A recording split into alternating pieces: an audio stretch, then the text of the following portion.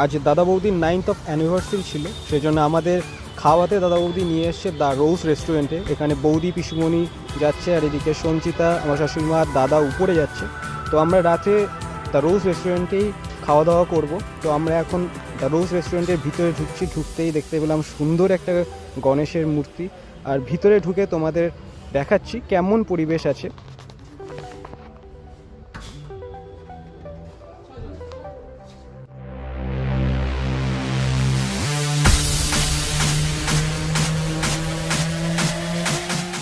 আমরা ছজনে এই টেবিলটাতে বসেছি। ওয়েটার এসে আমাদের প্রথমে জল সার্ভ করে গেল।